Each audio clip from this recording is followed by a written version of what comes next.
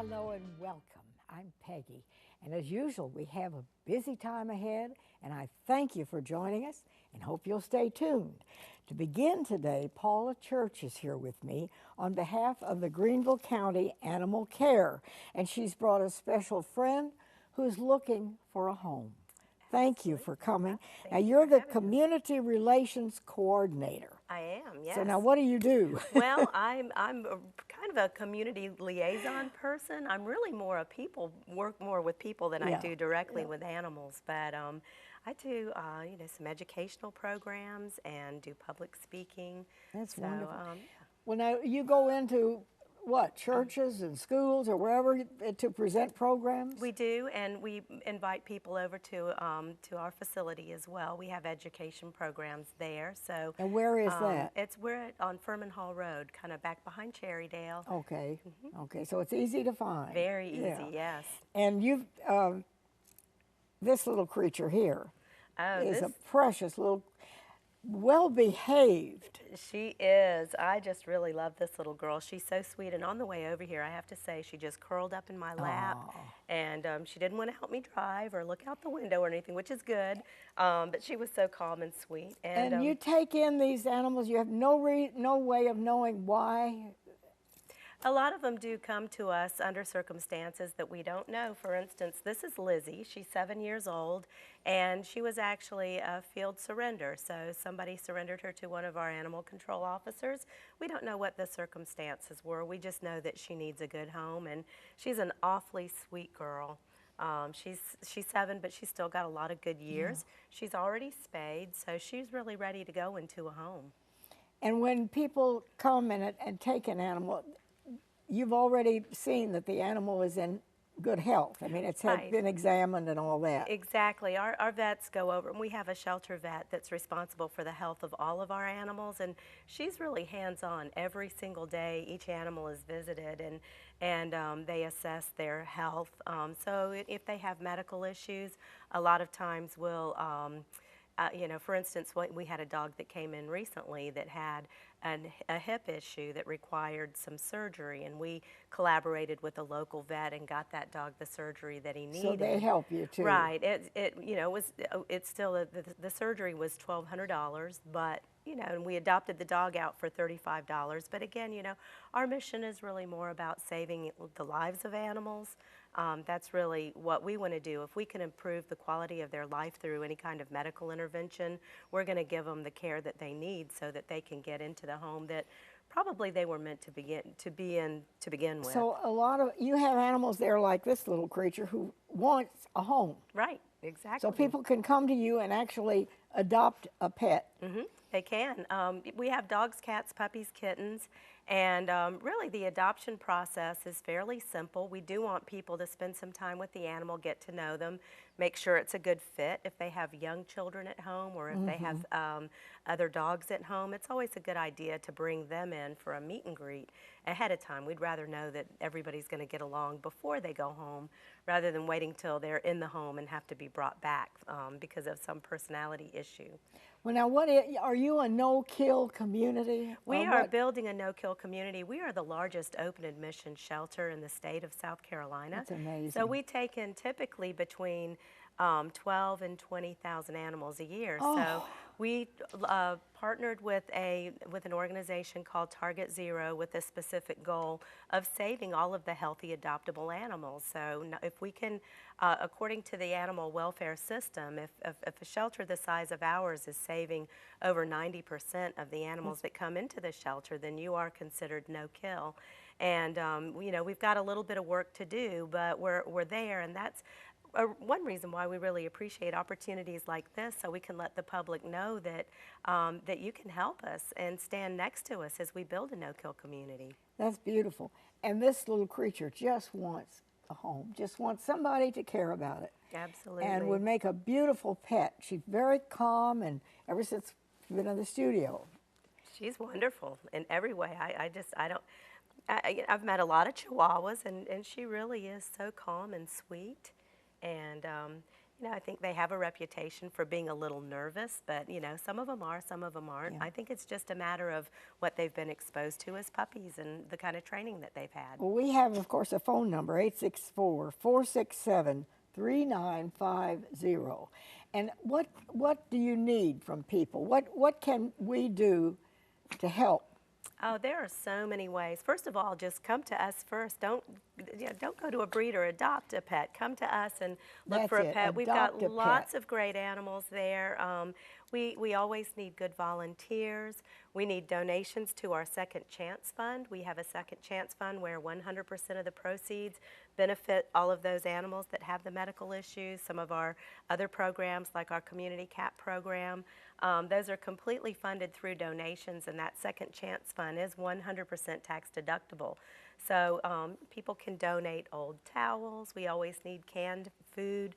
Attend our events. We have a big 5K coming up in May, and we would love for people to come out and they can walk or run. They can do it with or without a pet. It's a really fun day, so if people support our events, it's another way that can help us get our message out there and raise the funds that we need to save so many lives of homeless animals. Well, of course, we have the phone number, and I'll keep it here if you didn't get it. But you want people to get involved. We do, yes. Most definitely. We've got some great volunteer programs. That's the other thing I was going to ask you, because summertime is right around the corner. It is. School will be out. Yes. Do you have some way that maybe some teenagers who are interested in animals could help? Absolutely. Any teenager, you do have to be 16 years old to All right, volunteer 16 and up. without a parent. But for younger kids, we do a summer camp. So if they might be interested in coming to one of our vet camps or, one of our art camps. So that's a lot of fun too. But certainly we do need a lot of volunteers, and I think we will consider allowing younger families in. If they have younger children that they'd like to volunteer, they can come in with a parent. And it's really easy. They can just go to our website under the volunteer tab and fill out an application online. So our volunteer coordinator will get in touch with them and set up a time to come in for a training. Okay, and of course I have the phone number here, which I will keep. But you have a great outreach. How long have you been in existence? Do you Animal know? Care came into existence in 2007. So Greenville County Animal Care, Right. Since 2007. Since 2007, yes. Back before then, I believe the Greenville Humane Society Yes. had the county contract. That's right. And Animal Care purchased that facility in 2007. And the two organizations worked in partnership for the first 2 or 3 years, and then the Humane Society moved out, and of course Animal Care had to build a low-cost spay-neuter clinic and put their adoptions program together when they left. But definitely, they've owned the facility since 2007. Well, if you have a need to get an animal that you can no longer keep, don't just abandon it and think, oh, somebody will come along and pick it up and take care of it. It doesn't happen that way. Right. So you can take them to your animal. Mm-hmm. Well, we would like for people shelter. to take responsibility. When they Yes. adopt a pet, it's a lifelong commitment. And Absolutely. if it's a puppy, it could be 15 or 16 years. So we would like for people to consider everything that's involved in terms of animal care and make sure that they're making a good, sound decision when they adopt an animal. Well, now you have programs, ongoing programs, that young people, school-age teenagers could get involved in. We do. As a matter of fact, I was at an elementary school yesterday doing a program for some Honor Society students, and that was a lot of fun. We have shelter tours, so if there's any group out there that would like to visit our shelter and see what we do firsthand, we love to be able to take groups through our building. So, I mentioned our summer camps. That's another way that kids get involved.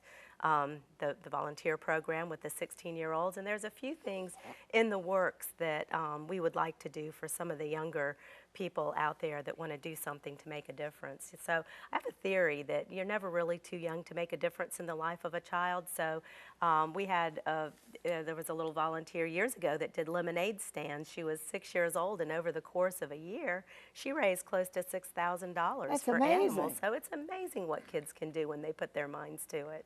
Yeah, so you need help from individuals, anybody who wants to step up, and if they can give time, that's fine. If not, you need funds. You have regular fundraising events too, don't you? We do, we do. We've got, there's an event coming up this week. We do a lot of third-party events, so a lot of organizations that want to step up and help us, and we really, really appreciate that. So there's a business in town, it's called Liberty Fine Cuts and Shaves, and they're having an antique car show and silent auction, and the funds are going to benefit Greenville County Animal Care. So that's just one of the things that's coming up. But people can certainly go to our website and look and see some of the things. I mentioned our Tails and Trails, which is our big 5K. We plan to do some education about heartworm treatment in April. We're doing an event the first Friday in April, where I believe we're going to be doing some free heartworm testing that day. There's always something going on and always a need to be met. And so I think it's what you do is wonderful. And this little creature would make somebody a wonderful pet. She's been here in the studio and just as calm and nice as she could be. She is a sweetheart. Yeah. She'll be a great pet for somebody. But we all need to realize that there are people and animals that need help in this world, and they have to depend on us. Definitely. Thank you so much, Paula Paula Church. Thank you for Church. having us. And I hope you'll come back. Yep, and I hope somebody has seen this precious little animal and maybe thinks, hey, I could have that little creature in my home. Oh, that would be wonderful. Okay, yes. Thank you so much for coming. Thank you for having us. Paula Church, Greenville County Animal Care. Don't forget them. We'll be right back.